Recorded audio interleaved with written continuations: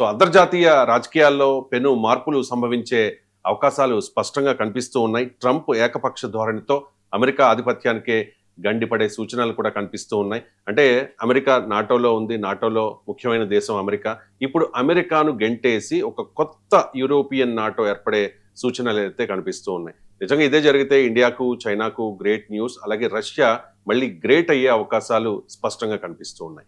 ఏంటి ఈ కొత్త యూరోపియన్ నాటో మీద మీ కామెంట్ ఏంటి ఎంజీ రావు గారు?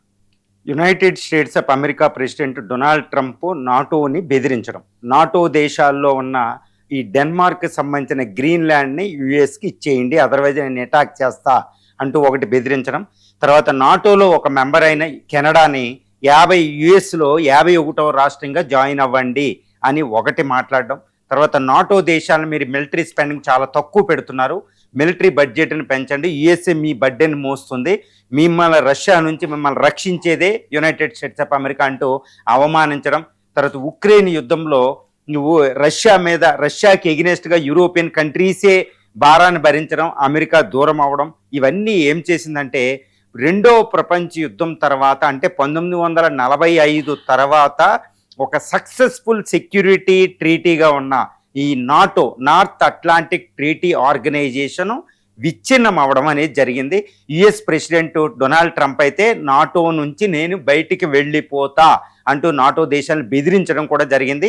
ఆ విధంగా ఆయన పాలువులు కదుపుతున్నట్టు కూడా తెలుస్తుంది. ఎందుకంటే యుఎస్ ప్రెసిడెంట్ ఒక ఎగ్జిక్యూటివ్ ఆర్డర్ ద్వారా అమెరికన్ కాంగ్రెస్ పర్మిషన్ లేకుండానే ఒక ఎగ్జిక్యూటివ్ ఆర్డర్ జారీ చేస్తే నాటోలోంచి బయటపడిపోయినట్టు అనమాట. ఈ విధంగా United States of America president Donald Trump చేసిన విచ్ఛిన్నకరమైన దౌత్య విధానం వల్ల రెండవ ప్రపంచ యుద్ధం అంటే 1945 నుంచి యుఎస్ఎస్ఆర్ని సమవుజ్జీగా ఎదుర్కొని యుఎస్ఎస్ఆర్ విచ్ఛిన్నంలో కీలక పాత్ర పోషించి ప్రపంచంలో తిరుగులేని మిలిటరీ గ్రూప్గా ఉన్న ఏది ట్రాన్స్ అట్లాంటిక్ పార్ట్నర్షిప్ అంటే అట్లాంటిక్ మహాసముద్రానికి అటువైపు ఉన్న United States of America, Canada ఒక పక్కన, అట్లాంటిక్ మహాసముద్రానికి ఇటు పక్కన వెస్ట్ యూరోప్లో ఉన్న 30 యూరోప్ దేశాలు కలిసి ఏర్పాటు చేసిన ఈ మిలిటరీ గ్రూప్ ఇక విచ్ఛిన్నమైనట్టే. ఎందుకంటే ఇప్పుడు యూరోపియన్ యూనియన్, యూరోప్లో ఉన్న నాటో కూటమిలో ఉన్న ప్రధానమైన దేశాలు Italy, Spain, Denmark, France, Germany, UK, ఈ దేశాలు ఇప్పుడు తీసుకున్న నిర్ణయం ఏంటంటే యునైటెడ్ స్టేట్స్ ఆఫ్ అమెరికానే బయటికి గెంటేద్దాం అన్న నిర్ణయానికి వచ్చినాయి అన్నట్టు తెలుస్తుంది.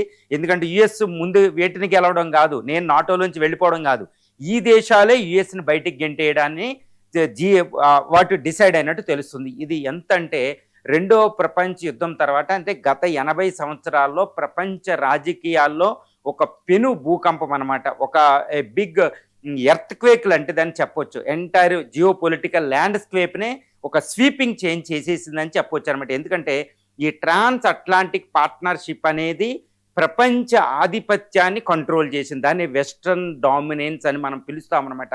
పశ్చిమ దేశాల ఆధిపత్యం అనడానికి దానికి కారణం ఏంటంటే ఈ ట్రాన్స్ అట్లాంటిక్ పార్ట్నర్షిప్ నాటో దేశాల మిలిటరీ కూటమే.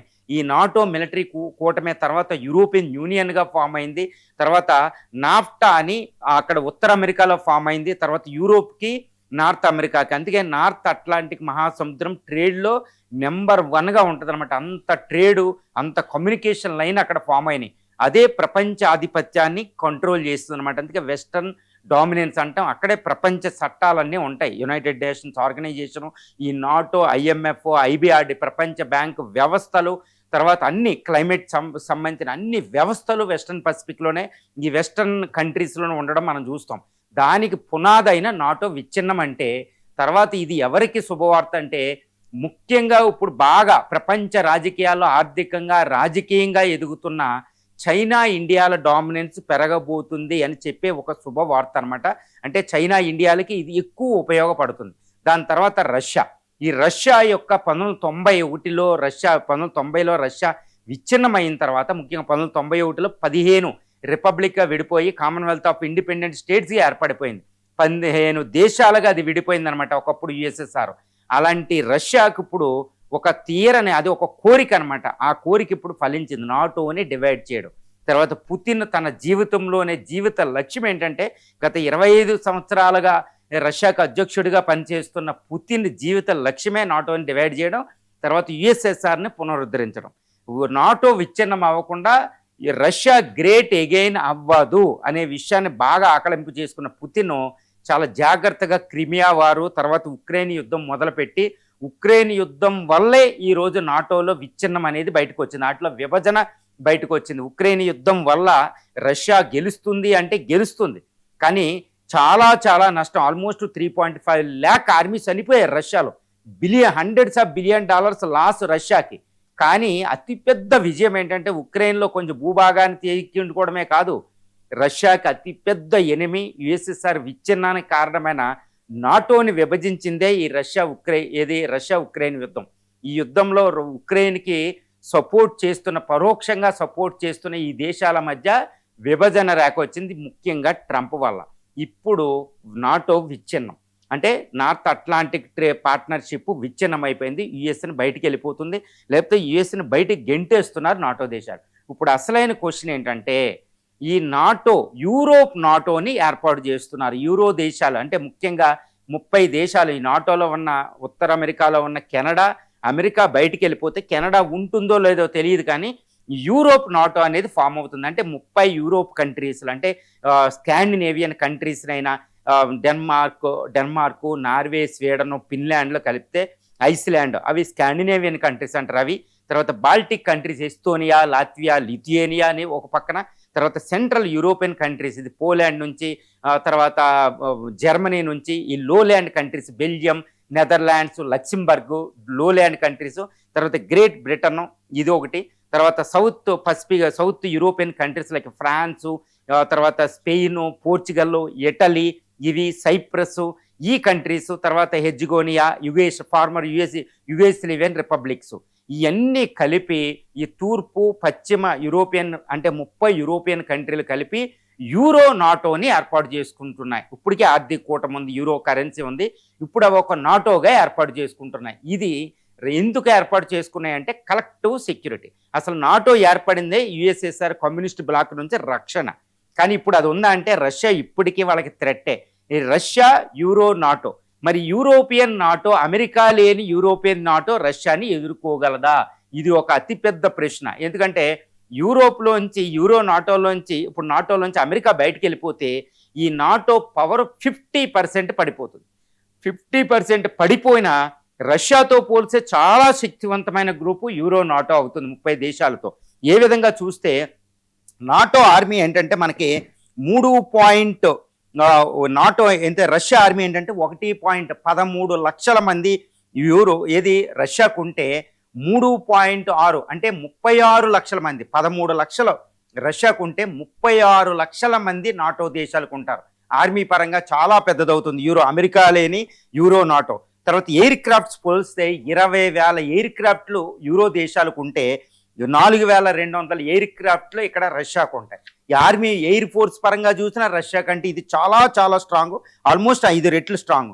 నేవల్ షిప్పులు చూసినా 2,800 షిప్పులు యూరో నాటో దేశాలకు ఉంటాయి. అమెరికా లేని యూరో నాటో దేశాలకి 750 మాత్రమే రష్యాకు ఉంటాయి. సో నేవీ పరంగా కూడా నాటో 5 రెట్లు శక్తివంతం ఉంటుంది అమెరికా లేని నాటో దేశాలు. తర్వాత మెయిన్ బ్యాటిల్ ట్యాంక్ చూసిన 12,300 బ్యాటిల్ ట్యాంక్స్ యూరో దేశాలకు ఉంటే ఇటువైపున 5,600 అంటే డబుల్ అనమాట.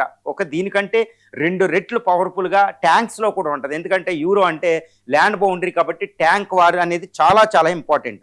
ఇక డిఫెన్స్ బడ్జెట్లో తిరుగులేని 5 రెట్లు ఎక్కువ యూరో దేశాలకు ఉంటుంది అనమాట. తర్వాత యూరో ఎకానమీ కూడా చాలా పవర్ఫుల్ ఎకానమీ రష్యాతో పోలిస్తే, రష్యాకు వనరులు ఉన్నాయి. ఈ విధంగా చూస్తే కానీ న్యూక్లియర్ వెపన్స్లో దీనికి 6,500 న్యూక్లియర్ వెపన్స్ ఉంటే ఇక్కడ న్యూక్లియర్ వెపన్స్ ఏంటంటే కేవలం ఫ్రాన్స్, బ్రిటన్కి మాత్రమే ఉంటే సుమారు 500 న్యూక్లియర్ వెపన్స్. ఇది చాలా చాలా తక్కువ. కానీ ఈ న్యూక్లియర్ కెపాసిటీ ఏంటంటే ఇటు పోలాండ్కి, ఇటు జర్మనీకి, ఇటు స్కాండినేవియన్ కంట్రీస్కి, ఇటు ఇటలీకి, స్పెయిన్కి, ఈ కంట్రీలన్నీ కూడా న్యూక్లియర్ క్యాపబుల్ ఉన్న కంట్రీస్ అనమాట. చాలా శక్తివంతమైన కంట్రీలు, ఇంక్లూడ్ బెల్జియం నుంచి కూడా.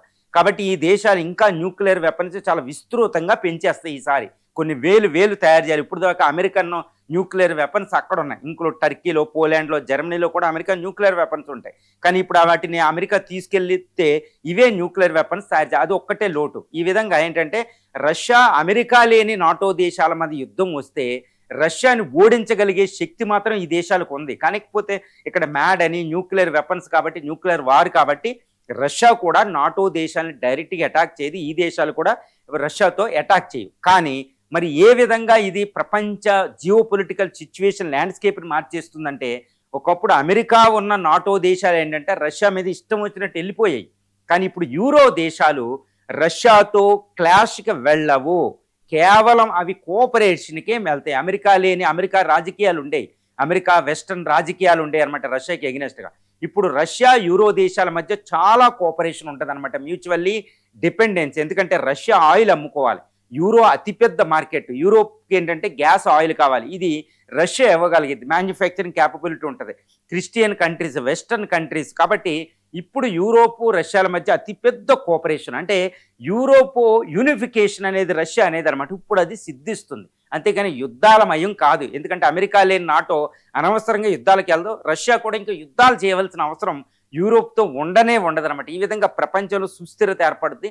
కాకపోతే ఇది ప్రపంచంలో వెస్టర్న్ డామినేషన్, పశ్చిమ దేశాల ఆధిపత్యం పూర్తిగా విచ్ఛిన్నమైపోయినట్టే. ఏది ఉక్రెయిన్ రష్యా యుద్ధం తర్వాత ఇంకా యూరోప్ డామినెన్స్ ప్రపంచంలో పోయినట్టే. అంటే ఏంటి, ఇటు రష్యా, ఇటు ఇండియా, ఇటు చైనాలో మల్టీ పోలార్ వరల్డ్. ఇండియా దౌత్య విధానం, ఇండియా ఫారిన్ పాలసీ ఒక అతిపెద్ద ముఖ్య లక్ష్యం ఏంటంటే భిన్న ధ్రువ ప్రపంచం, మల్టీ పోలార్ వరల్డ్ ఏర్పాటు చేయడం. ఇప్పుడు ఏర్పడుతుంది అమెరికా ఒక పక్కన, యూరోప్ ఒక పక్కన, రష్యా, చైనా, ఇండియాలో ఇవేంటంటే ఒక ధృవాల కింద అతిపెద్ద ఎకానమీ, డిఫెన్స్, మిలిటరీ పవర్స్గా ఏర్పడతాయి. కాబట్టి ఈ భిన్న ధ్రువ ప్రపంచం, ఇంకా అమెరికా ఆధిపత్యం పూర్తిగా పోయినట్టే మనం చెప్పుకోవచ్చు. అమెరికా ఆధిపత్యం కేవలం ఉత్తర అమెరికా, ఈ పసిఫిక్ సగం, అట్లాంటిక్ మహాసముద్రానికి సగం వరకు మాత్రమే పరిమితం అవుద్ది. ఇక యూరోప్ డామినెన్స్ యూరోప్ ఉంటుంది, రష్యా ఏరియాలో రష్యా ఉంటుంది, చైనా ఏరియాలో చైనా, ఇండియన్ ఓషన్.